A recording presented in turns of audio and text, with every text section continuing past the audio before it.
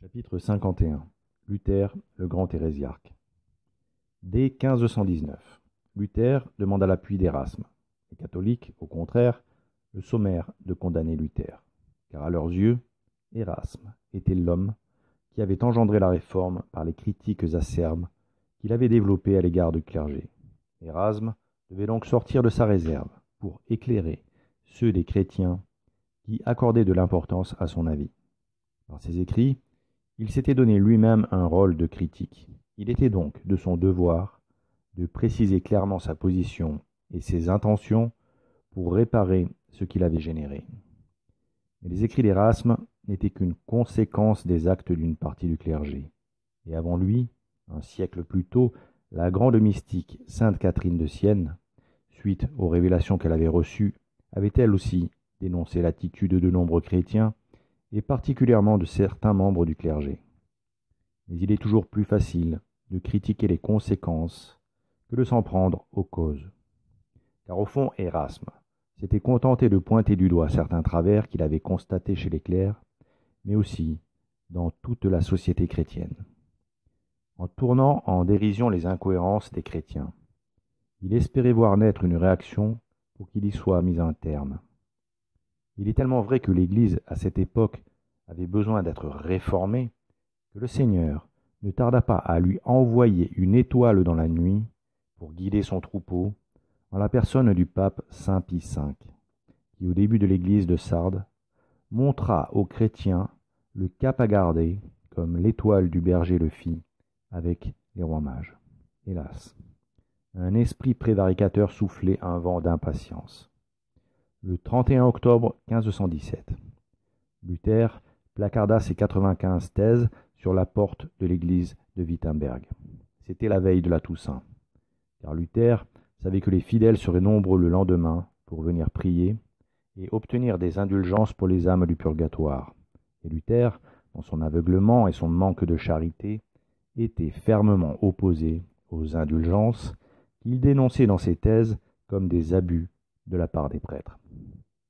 Bien sûr, si en lui-même l'acte d'affichage de ces thèses ne peut pas être considéré comme une provocation, chacun pouvant à l'époque exprimer ses idées de cette manière pour provoquer un débat contradictoire, la date choisie montre tout de même une signature inquiétante.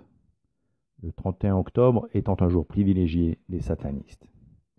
C'est en effet un jour de sacrifice humain, d'orgie, de sabbat, le jour de Saint-Main et le dernier jour de l'année celtique. Il est célébré aujourd'hui par la fête païenne d'Halloween. Quoi qu'il en soit, quand Luther placarda ses thèses, un chrétien éloquent et érudit comme Érasme aurait dû sortir de sa neutralité. Car par ce geste, Luther attendait une controverse théologique, pratique courante à cette époque. Malheureusement, il n'y eut pas de débat contradictoire. Or, les thèses de Luther avaient fortement impressionné, car ces Belzébuth qui s'exprimaient par lui, avec tout son pouvoir de fascination. L'absence de contradiction, le bouche à oreille et l'action des démons en charge de l'idolâtrie firent leurs œuvres et les thèses se propagèrent. Elles furent traduites, imprimées et finalement, en quelques semaines, firent le tour de l'Europe. On peut d'ailleurs se demander par quel financement. Mais le fait est que ce fut une onde de choc spirituel telle que les autorités religieuses hésitèrent à condamner Luther. Pourtant, si Luther, comme tout hérétique, s'appuyait sur des bribes de vérité, il diffusait dans le même temps des erreurs grossières, en particulier sur la rémission des péchés. Le Christ ressuscité a donné aux apôtres le pouvoir de remettre les péchés, comme nous l'enseignent les Saintes Écritures. Les péchés seront remis à ceux à qui vous les remettrez, et ils seront retenus à ceux à qui vous les retiendrez.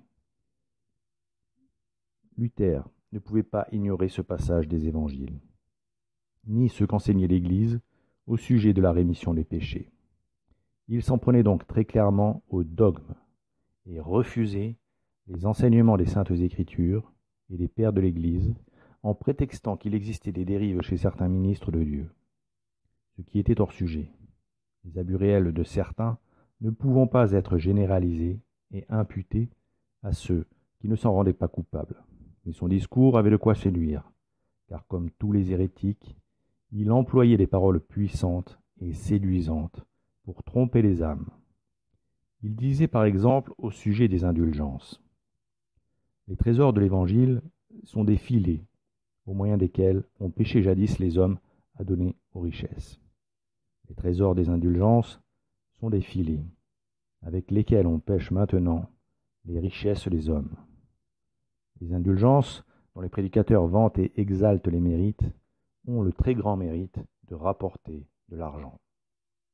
Luther, inspiré par le malin, assez intelligent pour utiliser un double langage par lequel il condamnait et critiquait ouvertement l'Église et ses pratiques, tout en évitant de la prendre à rebrousse-poil, alternait les charges virulentes et les déclarations d'allégeance. Et en cela, on voit que son intention n'était pas pure. Dans le passage suivant, par exemple, Luther aimerait affirmer que les indulgences sont une escroquerie. Et pour l'affirmer, il dit avant exactement le contraire, pour laisser planer le doute sur ce qu'il dit. Maudit soit celui qui parle contre la vérité des indulgences apostoliques. Mais béni soit celui qui s'inquiète de la licence et des paroles impudentes des prédicateurs d'indulgence. De même que le pape excommunie justement ceux qui machinent contre ces indulgences, il entend à plus forte raison excommunier ceux qui, sous prétexte de défendre les indulgences, machinent contre la sainte charité et contre la vérité. C'est du délire que d'exalter les indulgences du pape jusqu'à prétendre qu'elles déliraient un homme qui, par impossible, aurait violé la mère de Dieu. Nous prétendons au contraire que pour ce qui est de la coulpe, les indulgences ne peuvent pas même remettre le moindre des péchés véniels. Luther commença par maudire celui qui oserait parler contre la vérité des indulgences, pour finir par affirmer que les indulgences ne pouvaient pas remettre le moindre des péchés, non pas mortels, mais même véniels. Et comme le scorpion qu'il était, Luther gardait pour la fin sa charge contre la papauté. In coda venenum. Il plaça dans la bouche de laïcs hypothétiques ses attaques contre le Saint-Siège. Dire que la croix ornée des parures du pape égale la croix du Christ, c'est un blasphème.